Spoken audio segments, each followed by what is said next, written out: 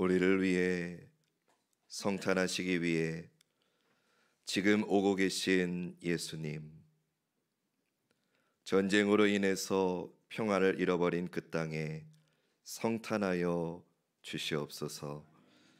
가정이 깨져서 상처난 그 심령들 위해 성탄하여 주시옵소서. 경제적인 어려움으로 눈물 흘리는 그 심령 위에 성탄하여 주시옵소서. 아픈 몸으로 풀리지 않는 문제로 주님의 긍휼을 간절히 찾는 그들 위에 성탄하여 주시옵소서. 이 시간에도 그 능력의 주님을 말씀을 통해 만나기 원합니다. 아무것도 아닌 종 통해서도 하나님 나를 만나 주시옵소서. 예수님의 이름으로 기도드립니다. 아멘. 많은 성도님들이 가장 닮고 싶은 신앙의 롤모델로 다윗을 꼽습니다. 다윗은 어려서부터 용맹한 용사였고 또 위대한 승리를 거두었고 불굴의 의지로 어려움을 헤쳐왔고 강력하고 위대한 왕이 되어서 이스라엘 역사에서 전무후무한 인생 역전을 이루었습니다. 무엇보다 다윗은 하나님을 사랑하고 매 순간 삶에서 하나님을 찬양하고 예배한 경건한 믿음의 사람이었지요. 그래서 다윗은 사회적으로나 신앙적으로나 완벽한 성공을 이룬 위대한 인물로 그려질 때가 많습니다. 그러나 성경에 기록된 다윗의 모습은 꼭 그렇지만은 않습니다. 다윗의 위대한 점은 왕이 되기 이전에 거의 집중되어 있고요. 사실 도리어 그가 왕이 된 이유, 그러니까 부와 권력을 손에 쥐고 난 이유, 모두가 부러워할 만한 큰 성공을 거둔 이후에 그는 오히려 심각한 죄와 실패를 반복합니다. 그 기점이 사무엘하 12장이었습니다. 사무엘하 12장 이후로 다윗의 인생은 영적 하락기에 접어듭니다. 그런데 겉으로는 아무 문제가 없었습니다. 그는 여전히 강력한 왕이었고 그의 부와 권력은 날이 갈수록 더욱 강성해졌습니다. 그러나 그의 영혼은 점점 무너져가고 있었지요. 전사님 물 좀 우리 권사님 좀 갖다 드리세요. 날이 건조해가지고 호흡이 편치 않을 수 있습니다. 성경은 그 모습을 그대로 다윗의 범죄와 실패를 가감없이 기록합니다. 왜냐하면 다윗 역시 하나님의 은혜가 필요한 부족하고 모자란 한 명의 죄인일 뿐이기 때문입니다. 그러므로 우리는 다윗의 실패와 실수를 살펴보며 우리의 잘못을 돌아보는 반면교사로 삼아야 됩니다. 다윗과 같은 위대한 사람도 그런 잘못을 저질렀다면 우리는 어떻겠습니까? 혹시 우리가 다윗의 잘못은 외면하고 그의 위대한 점만 보려 한다면 그 이유는 아마도 우리 잘못을 외면하려고 하는 마음이 우리에게 있고 또 동시에 완벽한 성공을 거두고 싶은 우리의 욕망이 서로 맞닿아 있기 때문일 겁니다. 여러분, 죄를 외면하는 것은 치명적인 질병을 외면하는 것보다 더 큰 해를 우리에게 가져옵니다. 그래서 우리는 다윗을 보며 우리의 잘못을 깨닫는 영적 교훈을 얻을 수 있어야 됩니다. 또한 다윗의 잘못을 통해서 우리는요, 죄인을 다루시는 하나님의 손길을 확인할 수 있어야 됩니다. 다윗의 죄는 우리에게 낯설지 않습니다. 그리고 그 죄인된 다윗을 다루시는 그 하나님은 오늘 우리의 하나님이십니다.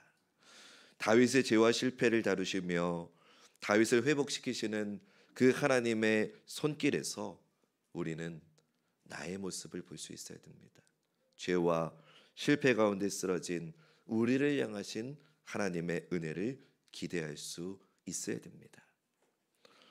오늘 본문인 사무엘하 13장은 정말 입에 담기조차 불편한 이야기가 나옵니다. 다윗에게는 여러 명의 아내가 있었습니다.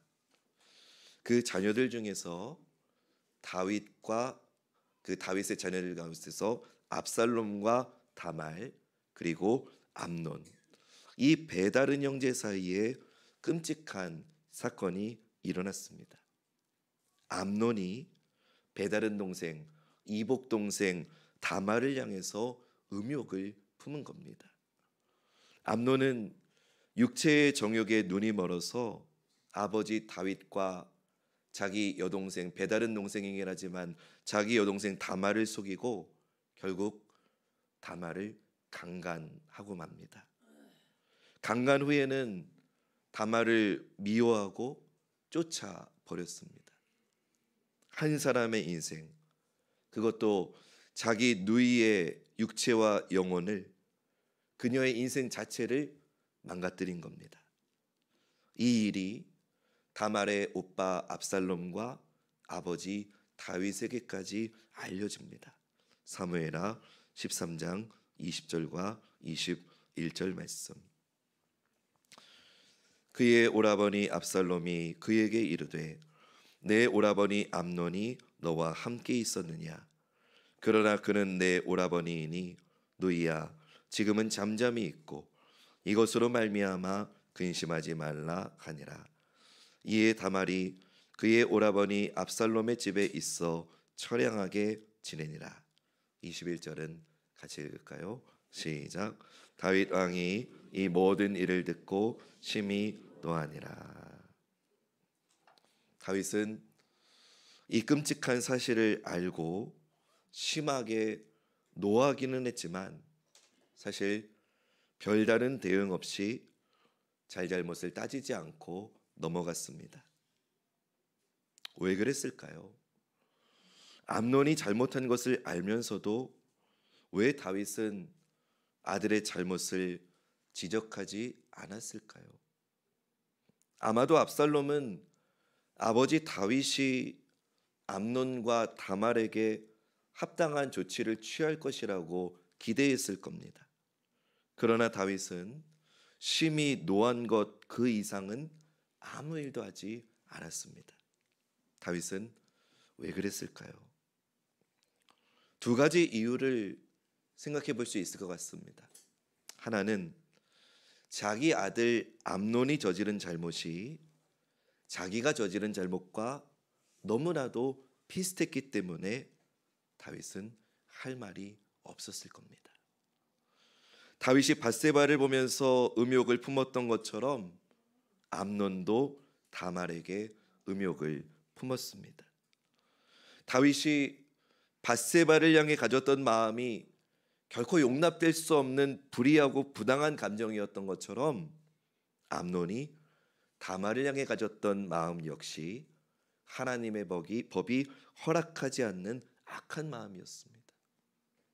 다윗이 밧세바와의 관계 후에 밧세바를 외면하고 집으로 돌려보냈던 것처럼 암논이 다말과의 관계 후에 다말을 미워하고 쫓아내었습니다.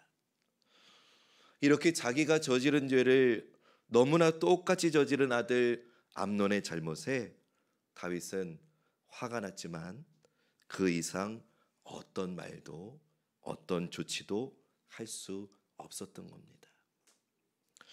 다윗이 아무것도 하지 못했던 또 다른 하나의 이유는 아마도 이것일 것 같습니다.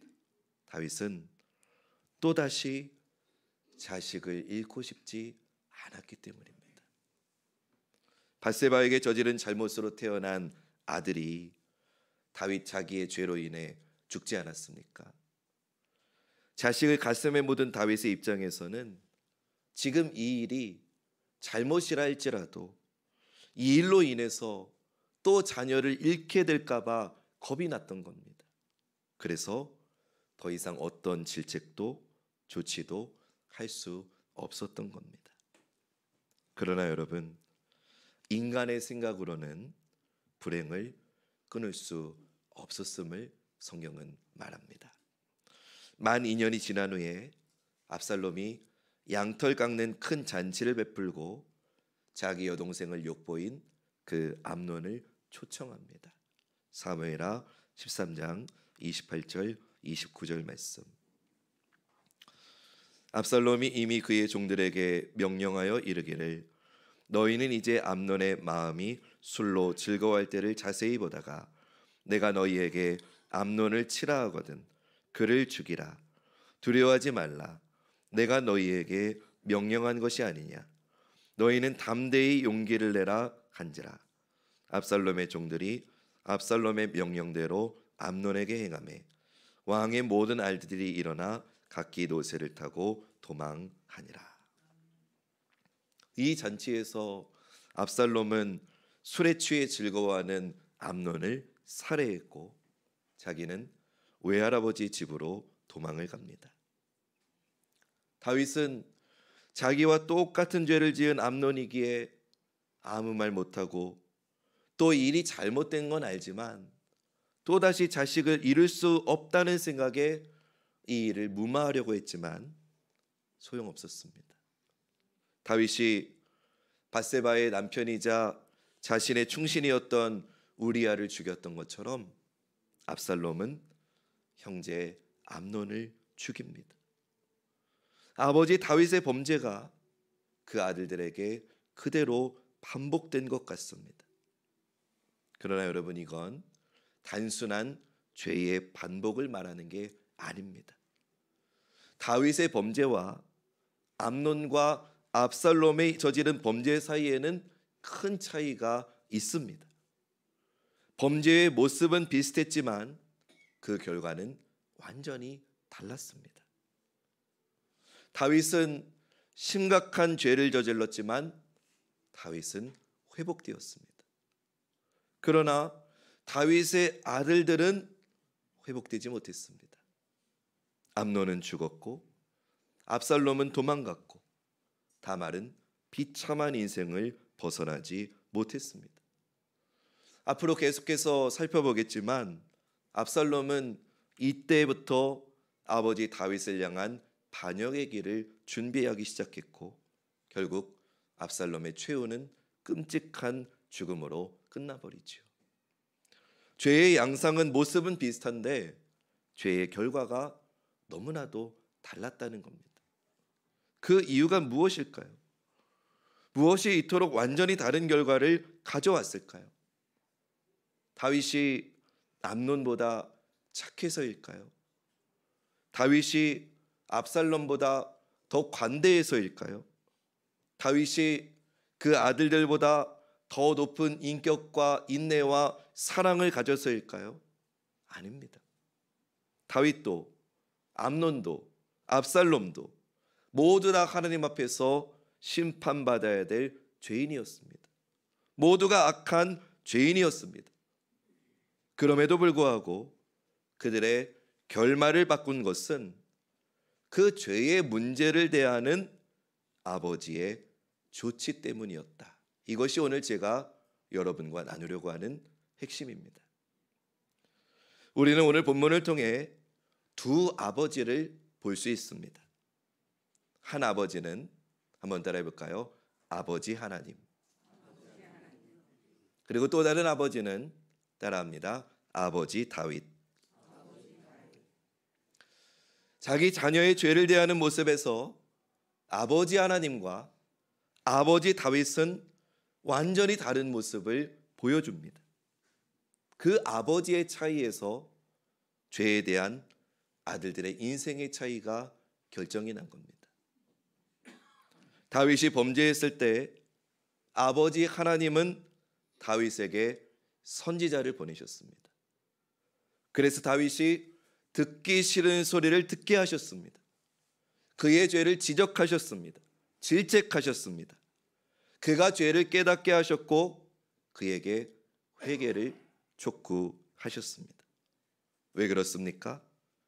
아버지 하나님의 목적은 아버지 하나님께서 당신의 아들 다윗에게 정말로 주고자 한 것은 아들 다윗의 구원과 회복이었기 때문입니다.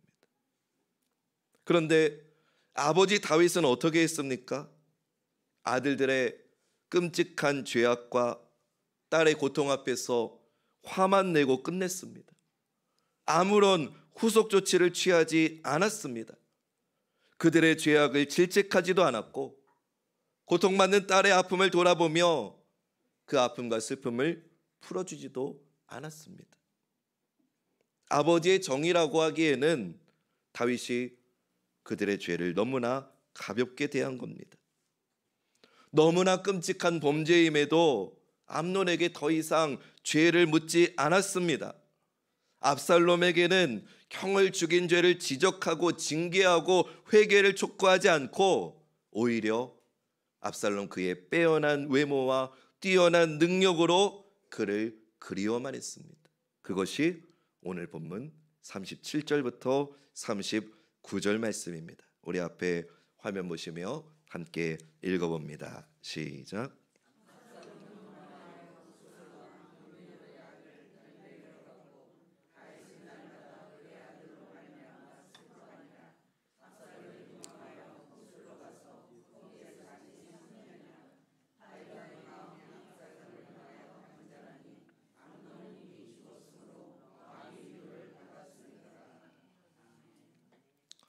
다윗은 왜 그랬을까요? 아버지 다윗의 목적은 자녀들의 구원과 회복이 아니었기 때문이었습니다. 다윗의 자녀들이 죄에서 돌이켜서 거룩한 하나님의 사람으로 자라는 게 다윗의 목적이 아니었기 때문입니다. 단지 자기의 분신과 같은 자녀를 잃고 싶지 않다는 그 마음뿐이었기 때문입니다. 사랑하는 여러분, 이 두 아버지의 차이가 느껴지십니까? 이 두 아버지의 차이가 무엇입니까? 아버지 하나님께서는 당신의 자녀에게 신앙과 복음을 주셨습니다. 당신의 말씀을 주셨고 죄의 비참함을 깨닫게 하셨고 회개를 요구하셨습니다. 죄에서 구원하시고 영생을 주시는 하나님의 은혜, 죄 사함과 회복의 복음을 주셨습니다. 이를 통해서 다윗과 밧세바는 죄를 지었지만 아버지 하나님의 조치로 인해서 회복될 수 있었지요.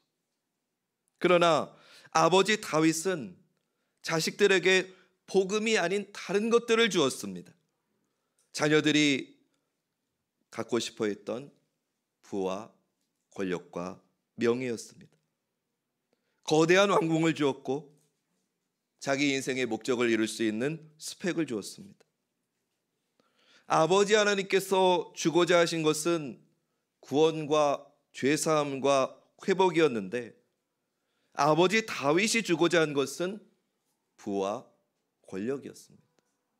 그래서 어떻게 되었습니까? 아버지 다윗이 자녀들에게 준 유산은 자녀들을 멸망의 길로 이끌었습니다. 그들을 망하게 했습니다. 다윗 자신은 누구보다 큰 하나님의 은혜를 누리며 살았으면서도 정작 자녀들에게는 그 신앙의 유산을 전하지 않은 겁니다.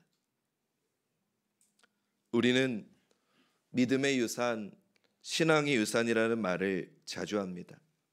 여러분, 도대체 무엇이 믿음의 유산입니까? 다윗의 부와 권력, 그건 역시 하나님이 주신 겁니다. 다윗만이 아니지요. 인류 역사 가운데 존재했던 수많은 왕들 다 거대한 왕궁에 살았습니다.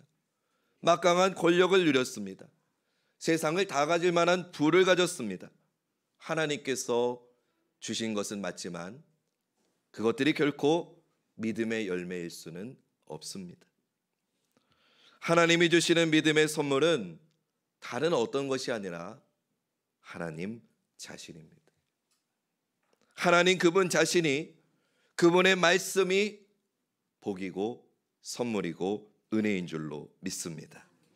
하나님께서 우리의 아버지가 되셔서 그 모든 은혜의 선물을 우리에게 주시기를 기뻐하십니다. 우리를 사랑하신 하나님 아버지께서 당신의 영원하고 완전한 능력과 지혜로 그 복음을, 그 믿음을, 당신의 말씀을 우리에게 주십니다. 할렐루야. 그 복이 어디 있습니까? 어떻게 해야 그 복을 받을 수 있습니까? 예수님을 그리스도로, 구주로 믿을 때 우리는 하나님의 자녀가 됩니다. 예수 그리스도 안에서 이 놀라운 아버지의 복을 온전히 받아 누릴 수 있습니다. 그 은혜와 복으로 아버지 하나님은 오늘도 우리를 부르시고 초청하시는 줄로 믿습니다. 바로 그것이 우리가 우리 자녀들에게 물려줘야 되고 우리가 가장 소중히 여겨야 될 진정한 믿음의 유산입니다.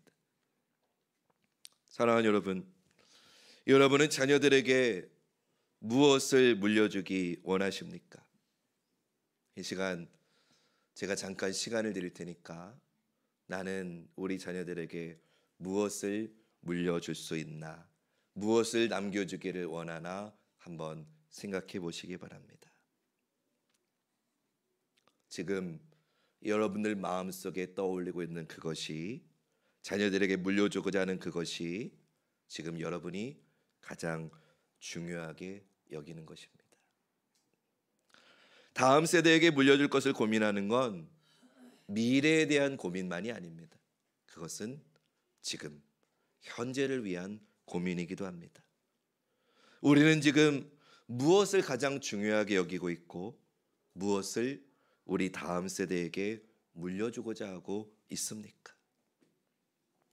우리나라와 한국교회만큼 놀라운 하나님의 은혜를 경험한 나라가 또 없습니다. 하나님의 은혜로 눈부신 부흥을 이루었고 전쟁 이후에 세계 역사에서 유례를 찾을 수 없는 잘 사는 나라가 되었습니다. 바로 우리 부모님 세대, 우리 조부모님 세대의 수고와 헌신과 눈물의 기도가 이 나라와 이 한국교회를 이렇게 아름답게 세웠습니다. 그러나 여러분, 만약 우리가 이런 눈부신 발전만을, 부귀 영화만을 자녀들에게 남겨준다면 어쩌면 우리는 다윗과 똑같은 실수를 반복하고 있는 건지 모릅니다. 권력과 부라는 선물은 남겨주지만 정작 하나님의 은혜와 복음을 물려주지 않았던 다윗의 그 실수를 우리는 더 이상 반복해서는 안 될 것입니다. 사랑하는 여러분, 우리가 물려줘야 될 것은 믿음입니다. 복음입니다. 우리가 붙잡아야 될 것은 명예와 부가 아니라, 권력이 아니라 우리가 진짜 붙잡아야 될 것은 하나님의 말씀이고 참된 신앙인 줄로 믿습니다. 하나님은 다른 무언가를 우리에게 주시려는 게 아니라 하나님을 우리에게 주시는 분입니다. 하나님을 믿는 믿음을 우리에게 남겨주시기를 기뻐하시는 분입니다. 여기서 오늘 설교의 제목이 나왔습니다. 부모의 차이가 자녀의 차이를 만듭니다. 오늘 마지막 설교의 결론의 대지를 우리 여러분들의 입술로 고백하며 오늘 말씀을 마치겠습니다. 시작.